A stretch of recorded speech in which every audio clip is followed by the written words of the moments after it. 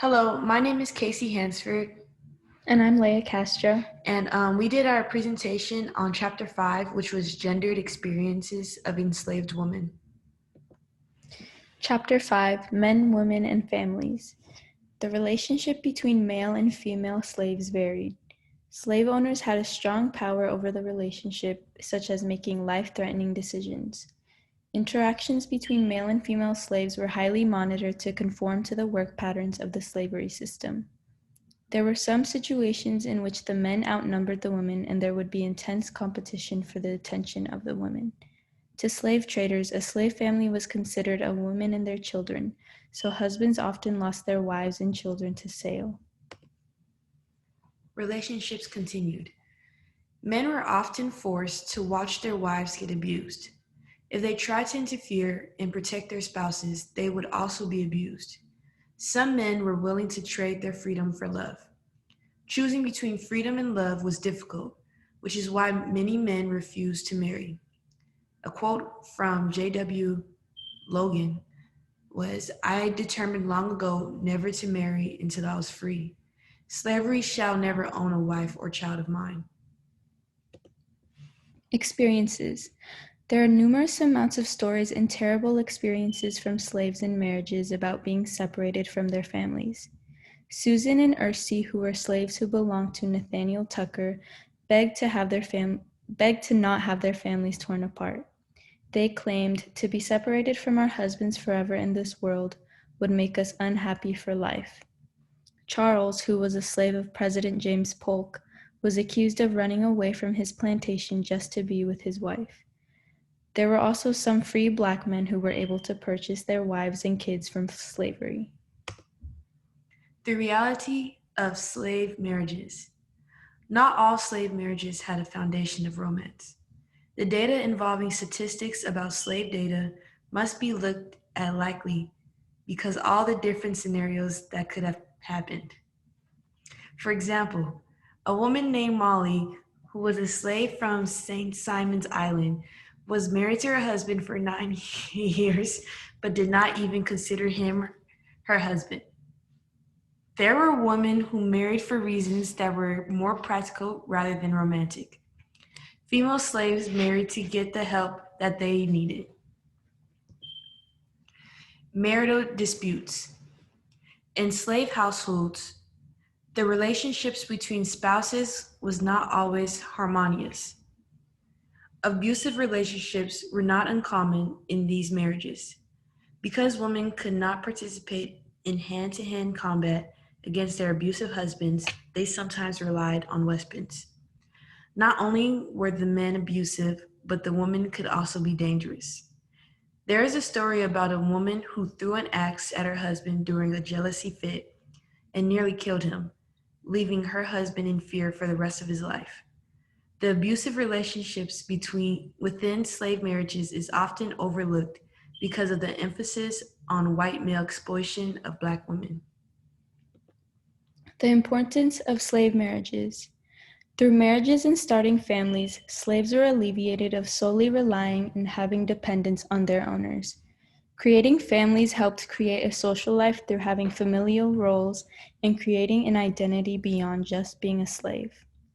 Female slaves had a strong sense of independence because they did not receive the true benefits of a traditional marriage. Husbands could not protect their wives from sexual exploitation or whippings.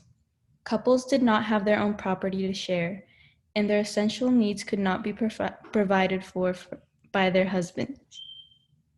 It is a common idea that most societies have been male-dominated, but this was not the case in slave societies. Female independence was a very big factor in the slavery era. Abroad relationships. Many marital relationships between slaves from different plantations and even different cities. If couples did not live on the same plantation, they would normally only see their spouses about once a week or in some cases once a month. Multiple former slaves claimed that they enjoyed abroad relationships excuse me, due to the fact that they were not able to witness their spouse being constantly tortured and mistreated. Women that were in this type of relationship had to gain a form of independency, and for help, they would rely on other females around them. Abroad relationships continued. Since the husband was not there to provide for the family, the woman had to take on a major role to help care for and cater to her family. Many women learned how to fish and hunt for more food to provide the nutrition needed to support the family if the husband was not around.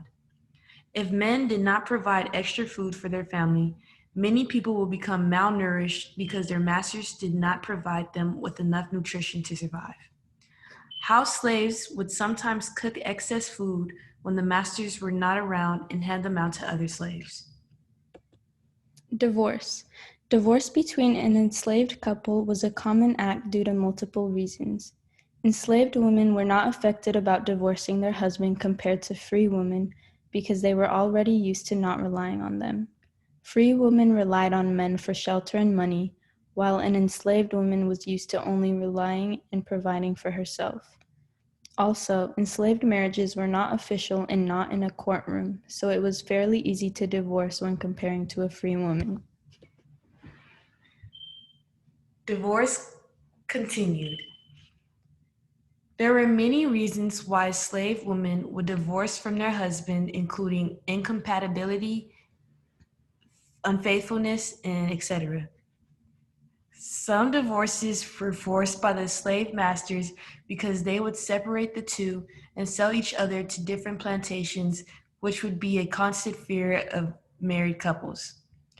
Slave masters would sometimes object of divorces because the woman would be at a childbearing age and has not found another bachelor to provide them with children. If a woman found another bachelor, or if they were not at a childbearing age, it would be little to no objection to a divorce. Divorce continued. Sometimes slave women were not bothered by divorce due to their independency. Because of this, many of these women got a reputation of being dominating and aggressive since they were not with a man. Also, they got a masculine reputation because they had to do activities that were normally for men, yet they had to do them to provide for the family if the man was not around or occupied. Normally, both partners in an enslaved relationship was looked at equal companionship, and nobody had more domination than the other. Conclusion. This chapter broadcasted the life of an enslaved marriage and the hardships that they had to go through. Many of these marriages did not have romantic beginnings nor endings, and multiple slave masters forced these marriages for childbearing reasons. Questions. 1. Why do you think slave owners would force a divorce between a married enslaved couple? 2.